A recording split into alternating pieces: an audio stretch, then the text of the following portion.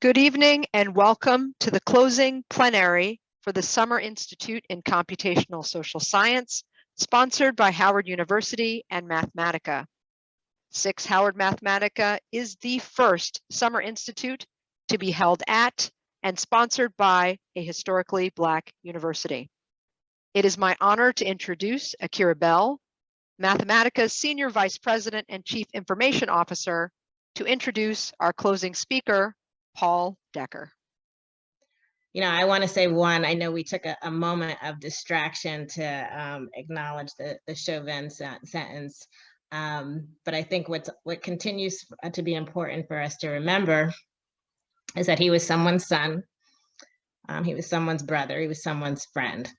And although we kind of will look at this moment as a moment of closure in the justice process, there is a family without a person they loved. And why I bring that up is because we still have yet to more sustainably address the policy issues in law enforcement and drug abuse, in housing, in education, in so many different areas, and some of which you guys have talked about, which is why all of you are so important.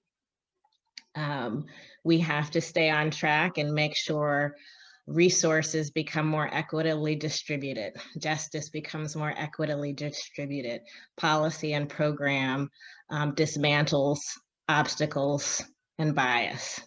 And we need all of you for that, so that there aren't families missing someone or losing something. So I want to say to you that you guys are really a treat for me to be here and be with today.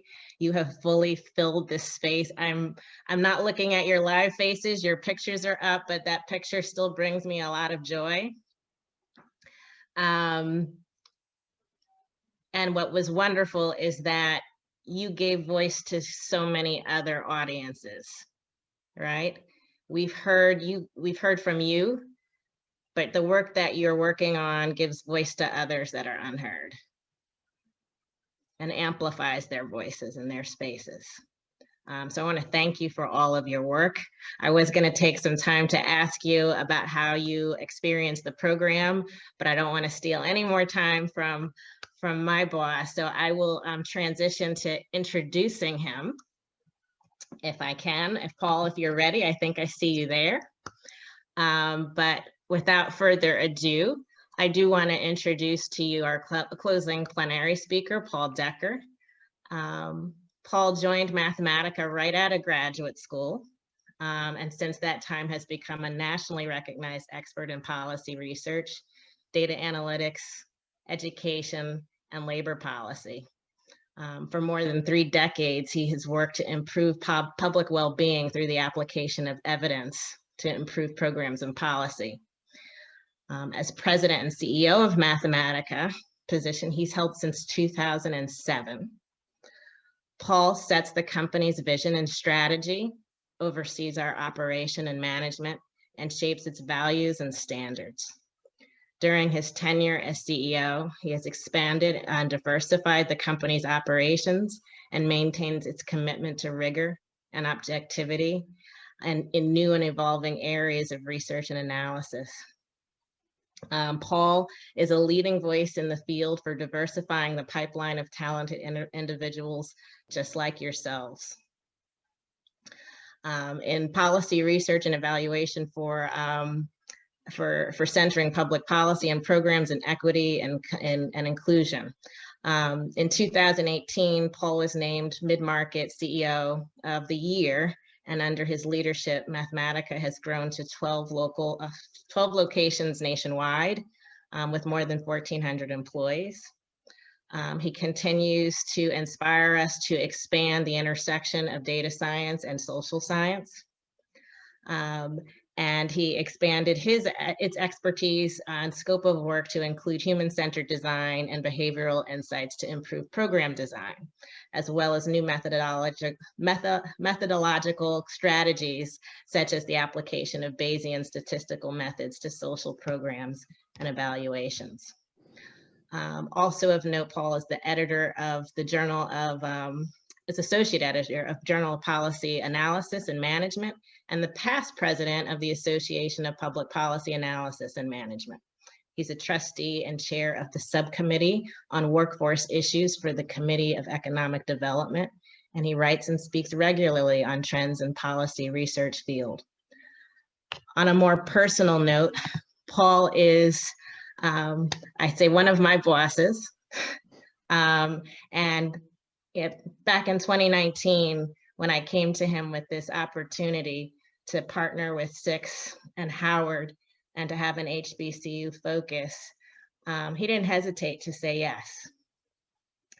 And I want to note that this was early 2019. I was 1 year into my tenure with Mathematica. This predates the death of George Floyd, when DE&I was trending on every CEO's lips. This was before all of that happened. And he said yes, without hesitation. And he didn't say how much, he didn't say how long, he didn't say how many. And I think that's one, because he really values the staff-driven mantra we take at Mathematica, where employees are encouraged to pursue their interest, but also because this work aligns so well with the equity and justice focus that Mathematica has in its work. So without further ado, I'm going to turn over to you, Paul. Thank you. Just make sure I'm on, I'm not muted. Thank you, Akira. And thank you for your vision and leadership in this effort. I'm honored to be here this afternoon with everyone.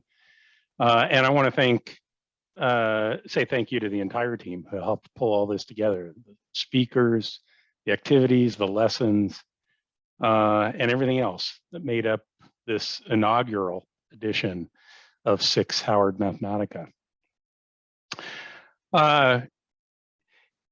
For you all, today is not only the culmination of 2 weeks of incredible sessions, it's the product of more than 2 years of work from the teams at Howard and at Mathematica. And all that work has been guided by the expert leadership and passionate service of Nanette Coleman. Nanette, I'm impressed by the tremendous energy that you bring to these meetings. I really appreciate that. And I hope, you asked for a hand for everybody else, but I hope everybody else will join me in thanking you and give you a round of applause. And thank you to the entire team for what I hope has not only been an enlightening experience for all the participants, but also a transformational one. I also want to thank Dr. Frederick and the rest of the Howard staff who have been such great partners in this work. Howard is obviously widely recognized for their work to increase access and opportunity, to break down barriers and replace them with pipelines and connections. And that recognition is well deserved. We at Mathematica are thrilled to be working with Howard to bring more students of color into the STEM fields and to bring their invaluable learned and lived experience into our work. And I'm proud of what we have accomplished together with the SICSS program. In making my remarks, I want to be sensitive that I'm at the end of a 2-week session for you all. So I don't want to get too technical. I want to give you a little bit of a historical perspective, but I don't want to be too long-winded either. So I'll try to regulate myself in that regard. Regardless, I was glad to be here all afternoon because it was exciting to have the chance to listen in on your presentations.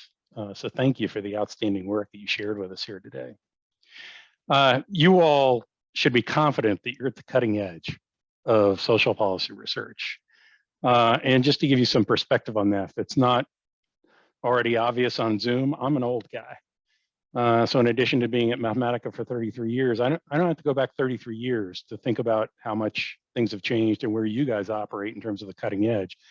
I can go back to 15 years when I first became CEO. And I was doing this thought experiment in my head during the course of the presentations. And the thought experiment was, how many phrases or words here that people are using in a very natural, casual way would have been foreign language to us 15 years ago in a research meeting? And I'm just going to name some of these really quickly because it's amazing the length of the list. Twitter, gamification, wearables, data scraping or web scraping, Internet of Things, GitHub, Slack, R Studio, facial analysis software, Effectiva, telehealth, Mechanical Turk, APIs, interrogation and observation data, automated text analysis, NLP, sentiment analysis, social media, media cloud, hydrating data. I don't even know what that one is yet. Venmo and geotag. Nobody would have known what the heck you were talking about if you used those words 15 years ago. So it gives you a sense of the progress. And I'll come back to that a little bit in terms of how the research world is changing around us and what that means for us. But I'm encouraged by the curiosity that you brought to your work, and also by the passion you brought to your analysis and the intentionality of finding ways to make a difference in all communities. That ability to make a difference, to improve people's lives by applying the best available tools, technologies, and techniques to the world's most complex problems has been at the heart of Mathematica since our very beginning. And it continues to drive all of us as an employee-owned, mission-driven organization today. Data and the generation of rigorous and objective evidence is not sufficient to achieve racial equity. But rigorous and objective evidence that stimulates action is a critical ingredient to that journey. And so I welcome seeing you all as part of that journey. Let me just give you a little bit on history of policy analysis and how I think about the rise of data science. Because my background at Mathematica is largely during a period when we operate in a fairly static market. In fact, when I think about Mathematica, I think about the mission of improving public well-being, and I think about what brought me into this industry. Mathematica is one of the few places where you could really intersect policy and practice. Back then, most of the work in the style that you all just presented was all done, almost all by academics at the time. So the idea that people were interested in engaging in the policy world and bringing that research to the policy world was still somewhat unique 33 years ago. So that's why I came to Mathematica in the first place. And our role at the time was similarly unique, that, in a way, we were the disruption. We were, back then, data were scarce. You all just talked about dozens of data sets in a world that's swimming in data. But back then, usually the first step of a significant policy research study was to go out and collect primary data. And it was companies like Mathematica, a few companies like Mathematica that did that. And so we were the missionaries, really, for rigorous research at that time in a world that didn't understand research, didn't understand data. Now let me fast forward to the current situation. Everything has changed in that. I talked about how static the market was for so many years, but now over I'll say the past 10 years, that's been changing rapidly. Data are everywhere. And you all mentioned all the different examples of the way in which new technology rises to be able to leverage those data. And so the impact of the new data and the new technology has had a profound effect on our market and on research and how we think about policy research. So it's this huge disruption in comparison to what we've experienced in the past. And so I think of it as really a whole new era for policy research. I think of the first 25 years of my career as what I call the research and evaluation age, that age where, where we were really the missionaries behind this novel concept of data and generating evidence and rigorous research. But now I think we've moved into a new age where we're swimming in data. Those data are dynamic. New sources arise every day, and the technology to exploit them rises every day as well. And so I think that really fundamentally changes the environment in which we operate. Now, even though these are new eras, I think it's critical to tie them together. And so I'll link it to Matt Falganick, who obviously was a contributor to the founding of our program and serves on the Mathematica board. And his book, Bit by Bit, really lays out this whole concept of integrating social science and data science. And when I first heard about the book, I heard about it before it was published, saw a pre-publication version. I was struck by how aligned it was with what I had been thinking about the vision for Mathematica for the future. That is, at a time when there was still a little bit of a battle between traditional social science researchers and newer data scientists who are bringing a new perspective and new tools to the picture. And there was, I don't know, a bit of a rivalry to it, I guess. My conclusion was eventually the market was going to figure out how to combine the strengths of both approaches and come out with something that's better than either on its own. And that was what I wanted to make happen at Mathematica as fast as possible. How to maximize the value for our clients and the impact of our work by relying on the combined strengths of both of those approaches. And the intent is to allow us to do two things. One is to address all the questions, the same questions we've been addressing for decades, such as what's the impact of a given program on the people who participate in the program? That's not a new question, but the new data and new technology allow us to take new approaches to that. So we need to innovate on the questions that we've always addressed. But at the same time, whereas in the past, research was expensive, research was slow, it was generally used when the stakes were high, often with Congress as our audience. There's kind of a narrow scope in terms of who we thought of it, who was willing to take on the investment of rigorous research.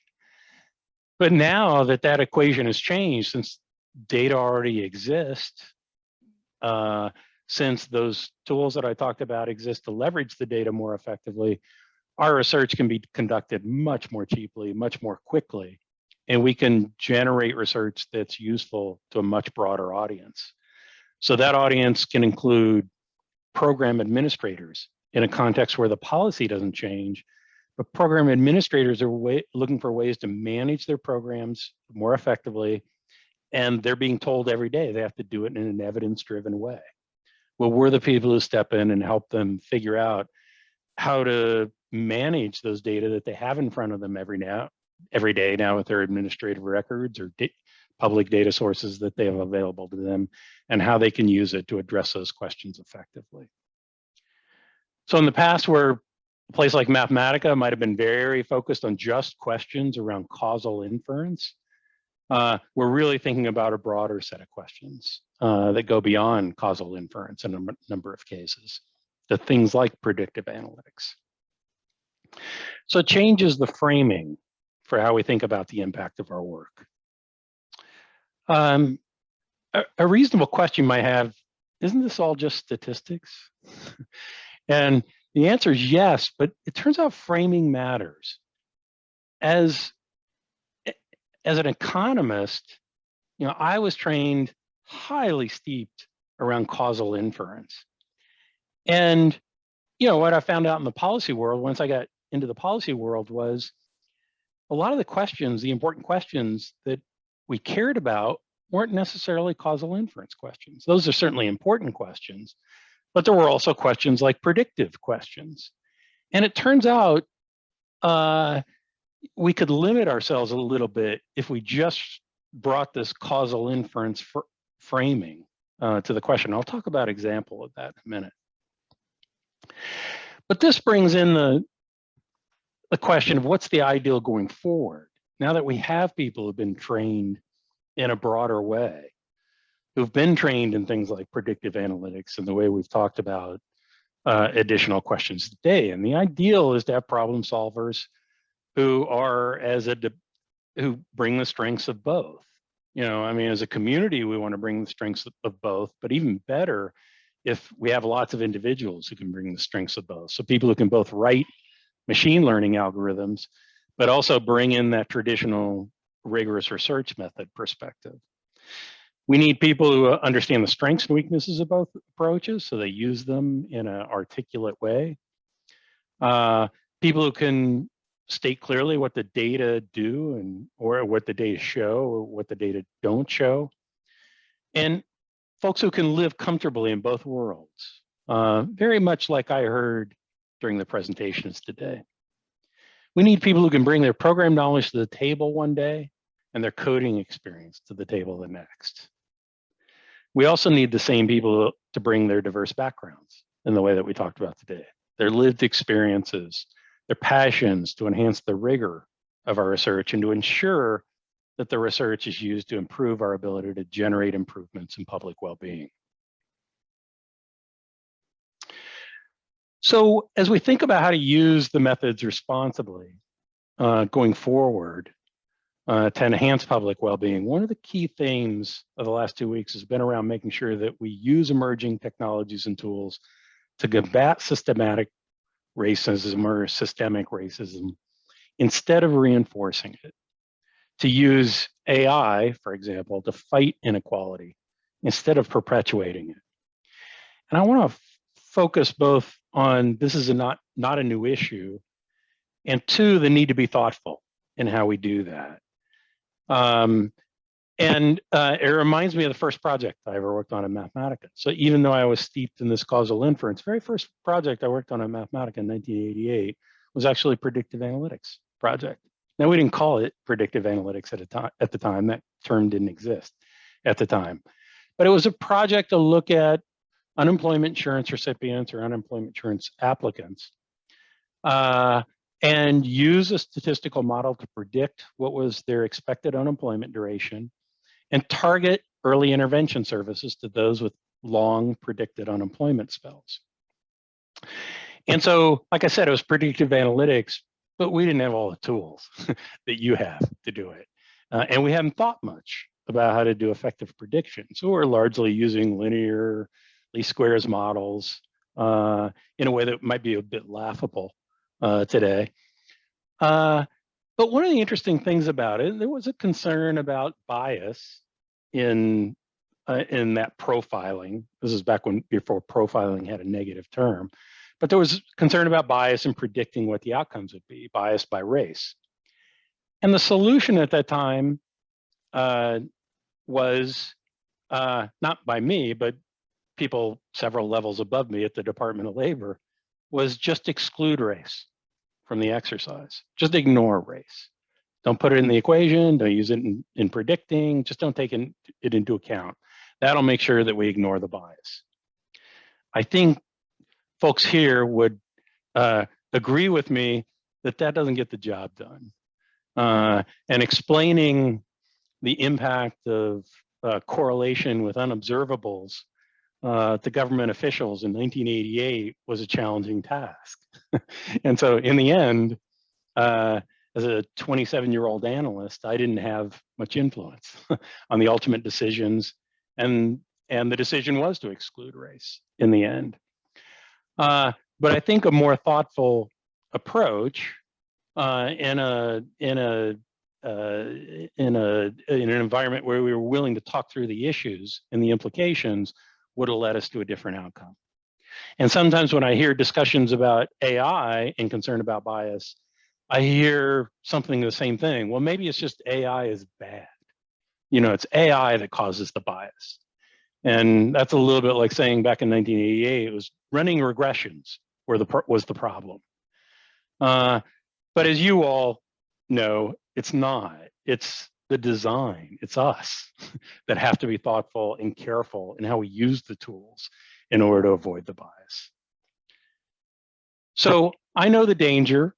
I know, and one way I think to avoid the pitfalls is to tap a new generation to improve on those models, to bring a new perspective through better understanding about how we overcome bias. And the differences between computational science and social science, those differences may translate into the new ways in which we have to be thoughtful around this, that might make it more of a challenge to solve bias in some cases. So, for example, you know, one of the intentions behind AI is to let the machine do more of the work in a lot of cases. But you can't just let the machine do more work without thinking about it. We still need to be thoughtful about what the machine is doing and the implications for bias of what the machine does. And that's why we need folks like you all who can be thoughtful and skilled in applying those new methods in a way that keeps bias out of the equation. So Kira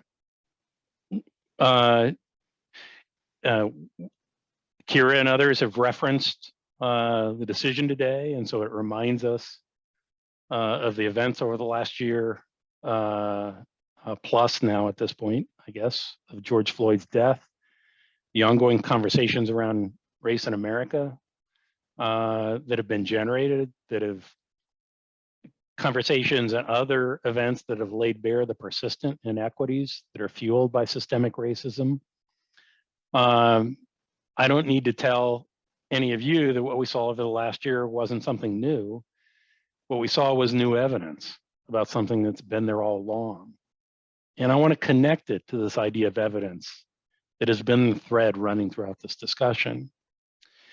Because I think we can put our finger on at least one thing that helped open people's eyes over the last year, which was video after video showing how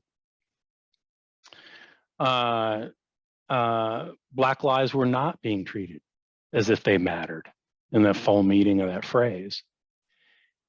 And those video are data, powerful data in this case. Telling the story for years didn't have the same impact as seeing it on video. And that's why it's important that we need to find ways to embrace all those different forms of data, not just the structured matrices of tightly controlled data that were static and resided in a nice ASCII file, as they did for me 33 years ago. All the different sources of data, because it has the ability to enhance the power of data and evidence to drive action. As sources of data about the depths of our country's systemic racism and the lack of progress in addressing it multiply, it gives people, I think, a better sense of the reality that's out there, what's happening around us, and contributes to a stronger foundation for acting in a way that better reflects that reality. Now the question is, how do we create and leverage additional compelling evidence to spur action? And based on what I've heard today, for the projects that you all have talked about, I'm full of hope.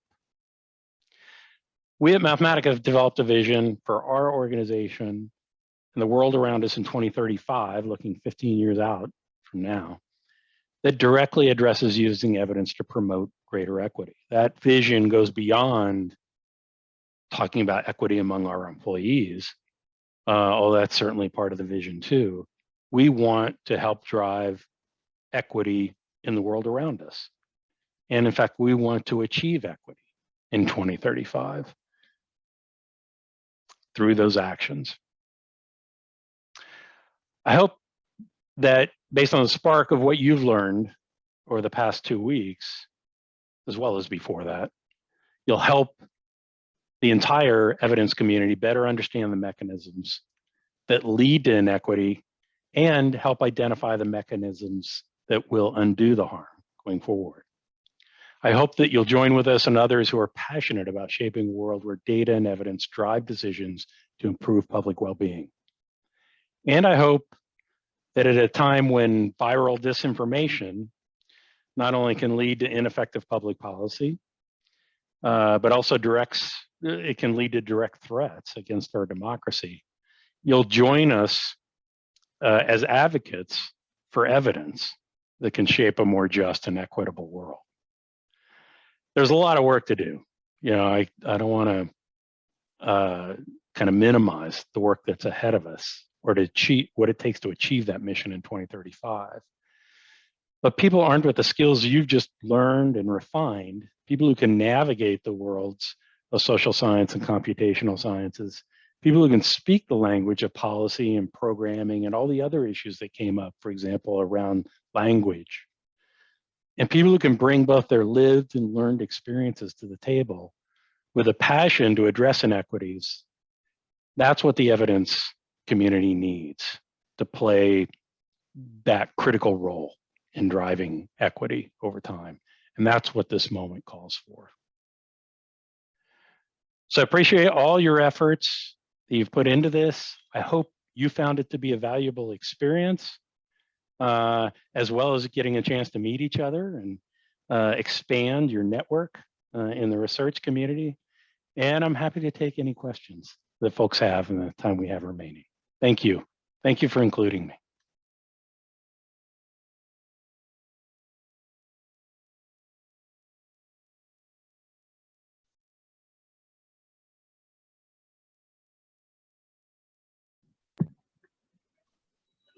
Let's get those hands up.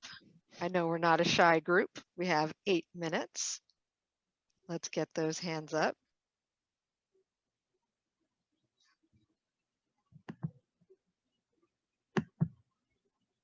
Thank you, Erica. Start us off. So thank you so much for sharing your afternoon with us and hearing all of our projects.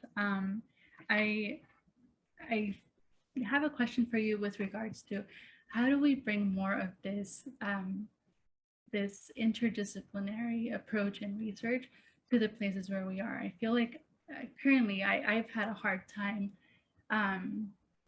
getting out of that causal inference framing that my coursework is teaching me.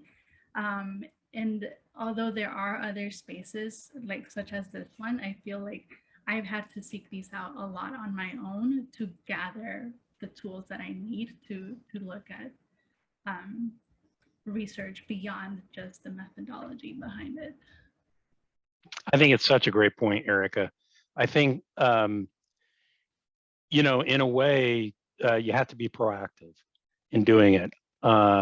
You know, all the incentives, or often the incentives in a university framing can be, you know, I have to establish my reputation with my colleagues in my department, and integrating with people in other departments across the campus can be a distraction away from doing that at times. And I think you have to take on the risk of getting beyond that. Now, for somebody who was in my position or is in the position of coming to Mathematica, you know, the great thing about a place like Mathematica is people get immersed in a multidisciplinary environment, and we're in a team-oriented environment. So it's almost forced on you as a researcher. And so you don't have any choice. And then pretty quickly you begin to see the value of doing that, of operating with teams that include economists, sociologists, folks with an education degree or a public policy degree, bring all different perspectives. And that's only been amplified over time, you know, and it's important on so many levels. You know, we know it in traditional ways, like, you know, understanding that it's important to integrate qualitative with quantitative research. Well, different fields have a different emphasis in terms of thinking about how to effectively generate rigorous qualitative research versus generating rigorous quantitative research. And you need to have that kind of interaction in order to come up with the approach that builds on the strengths of all the different disciplines. So I think that's a big issue. It's always been there. And I think the focus on equity and, you know, generating or conducting equitable evaluation or equitable research it additionally amplifies it. Because a lot of what we're talking about when we're talking about equitable research is kind of this fundamental, how do I mix different sources of evidence in an effective way, qualitative evidence as well as quantitative evidence, in a way that generates greater rigor. You know, I think sometimes in some settings, we get into this habit of thinking rigor means quantitative, but it doesn't. Rigor means, do we do what it takes to get closer to the answer, to the truth? And what I think we all implicitly understand is to get to that truth, I need both quantitative and qualitative data. And now we're looking at that from the perspective of how do I not lead myself to bias because I ignore issues around equity, because I ignore the community, the reality of the community that's being studied, for example. There are other aspects of it too. And so I think that focus helps us get to a multidisciplinary approach as well. Thank you. We have a next question from Yesh. Thank you, Nanette. Thank you, Dr. Decker, for being here with us. That was such an inspirational talk, and like it was a very thoughtful and deep note for us all to reflect on what we've done in the last 12 days. I have a two-part question. One a little selfish. The one for the selfish one is, when we talk about more and more people getting into policy and impacting not only our university, but people around us, society and community, there are multiple ways to do it, but specifically for researchers, is there a difference between becoming an expert in topic and then moving into policy with that expertise versus in your research itself, including policy and thinking about policy in terms of like whatever your research interest is, bringing it into it versus after? The second question I had was, with the way the political system changes so often, the power dynamic changes, and often that impacts policy through like financial decisions, often at a much higher hierarchical levels. So how does one account for those things when pursuing research, or how does one plan for those long term when things are changing so fast and rapidly? Yeah, I think I'll speak to the second part of your question, and maybe I'll kind of prod you a little bit on the first part, because I want to make sure I understand the details of the first part. On the second part, you know, the first thing we have to realize is lots of things drive people's policy decisions, and research is only one piece of the picture. But everybody in this room wants it to be a bigger part of the picture, and I think that's noble. And so the question is kind of how do we continue to prod the system in a way that is that brings research and evidence into the discussions in a more fundamental way and gives it greater weight in the decisions that are made. The good news is that's been the secular trend the entire time I've been at Mathematica. You know, the more and more, at least to the federal government, has relied on evidence as time has gone on. That doesn't mean the game's over. I always say we're in about, the second or third inning of that game. And so you'll have departments, policy areas, well, like around immigration, where, the obvious evidence of the benefits of immigration, well documented in research study after research study, don't necessarily translate into responsive policy. And there are some agencies where there's no real interest in generating evidence to build into policy. So I think, again, that role that I talked about, how we were missionaries in the past for evidence, that role doesn't go away. It just means there are more of us and there are more ways to make it happen. And I hope that we can help create greater understanding of the value of research over time, so that we begin to increase the weighting on evidence in policy decisions. Now, let me talk a little bit more narrowly about politics, because that's a tough question. Interestingly, the story I would tell you is, which is another good piece story, in addition to the secular trend of greater reliance on evidence, the evidence of the hard evidence about where there's support for the use of evidence and support for research hasn't been particularly party dependent. And so, I'll relate to Mathematica and how busy we get from one administration to the next. We see basically the same pattern regardless of which party is in office, that first year of a new administration, there's a lull as people are kind of regenerating strategic priorities, political appointments are being made. And then, second year of a new administration, things are off and running.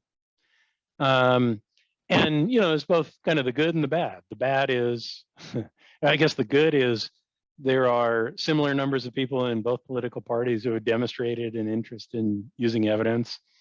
The bad is there are a similar number of people in both political parties who have demonstrated an aversion to relying on evidence. There are people in both parties that think they know the answer before they ever look at the data. I think people thought that that would look very different during the Trump administration. I think, in some areas it did look different. Areas that I think are obvious, areas like climate change and environmental work, a lot of that work disappeared, and a lot of support in the government for continuing that work disappeared. For the areas that we do work in, we don't do work in the area, but we do work in the work we do in other areas, like the areas that Akira listed. That work continued, and for whatever reason, whether it was, in fact, there were enough people in the political structure that wanted to continue to generate evidence, or the folks who are the career officials in the agency just kept on working without the political people paying attention. And so,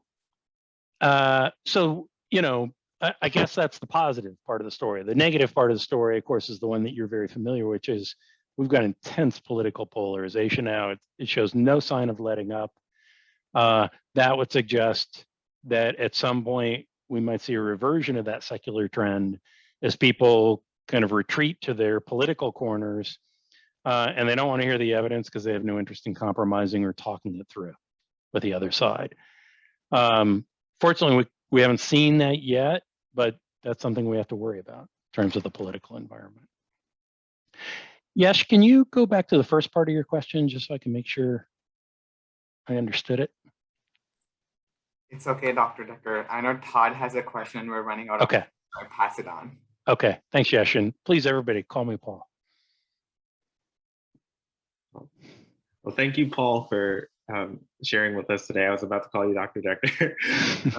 And thank you so much as well, Akira, and all the Mathematica team. And I think she said something that really resonated with me, and that this, as I read up on it, was not something that, like, in the midst of all of the sort of corporate, not that it isn't good and helpful, but that this was conceived way earlier, and that it really runs throughout the way that you invested your time and talent and resources and supporting us. So I really appreciate that.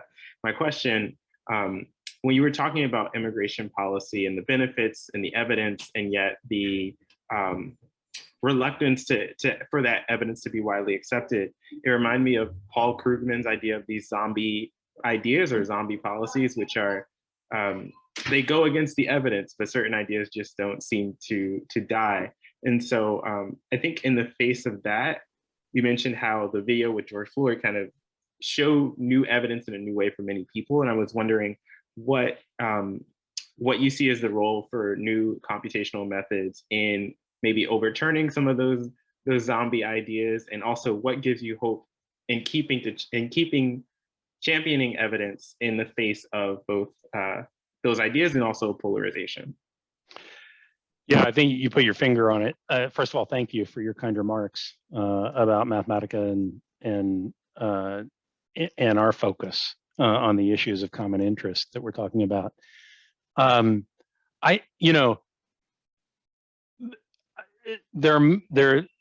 an endless number of dimensions on how I think about this, but the main thing is what we're seeing is there are two things really: an explosion in the ability to tap on different data sources, and so I think what data science can do is it can bring that capability to broaden out the resources the data sources that we can rely on to tell to paint a picture that's closer to the truth. in the same way that the George Floyd video painted a picture that was closer to the truth. Now, in some cases, you know, you've got situations like that where it's so visceral that it can have an impact with one video.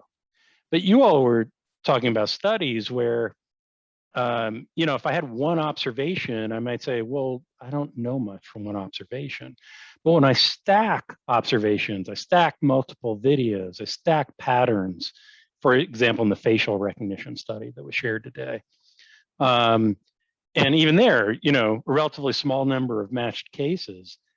But the question is, we now have the tools that we can begin to build samples and bring real statistical power to that analysis. So it's not just you know, one observation that's an illustration. It's an observation that's an illustration plus rigorous analysis of real samples. And we couldn't do that without the data analytics approaches that we've been talking about as part of this endeavor. So I think that's critical in order to get us closer to the truth and to drive action. I think the other aspect of it, the second aspect of it that was floating around in my mind was the more democratic nature of it. You know, it used to be rightly or wrongly, or you know, whether people want to accept this label or not, research was done by a fairly small number of elites in the US. You know, it's a relatively small number of people who have conducted the research that's been influential in the policy world. First of all, there just wasn't that much of it.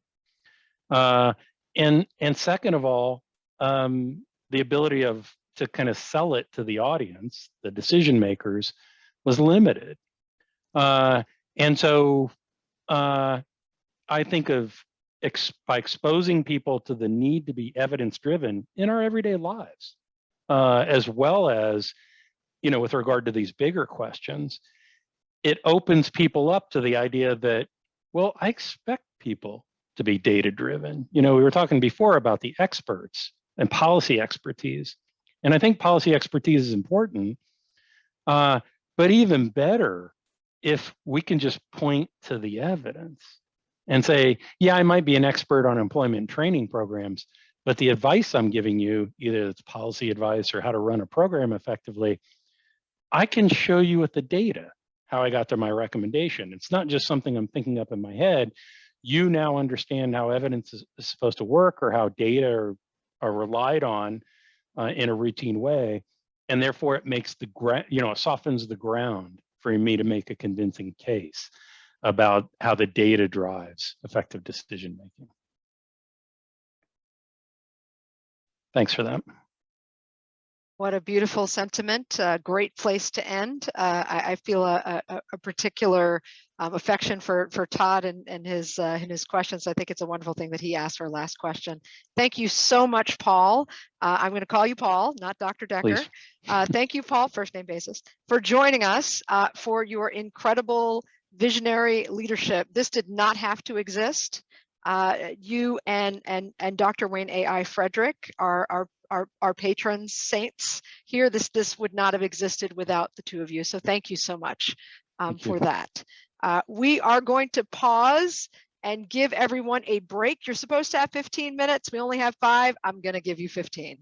So please come back in 15 minutes at 5:25, and we will close out as a community. Please come back and join us in 15 minutes. Thank you all so much. Thank you, Mathematica, for being with us. Anyone from Howard, thank you for being with us. Thank you, everybody. You guys were incredible. Getting lots and lots of thank yous. Someone said Dr. Decker. Erica, it's Paul. Call him Paul. We're on a first name basis, Erica. Thank you, everyone. Thank you all for watching. For more information on SICSS-Howard Mathematica, visit our website, follow us on social media, and join our email list.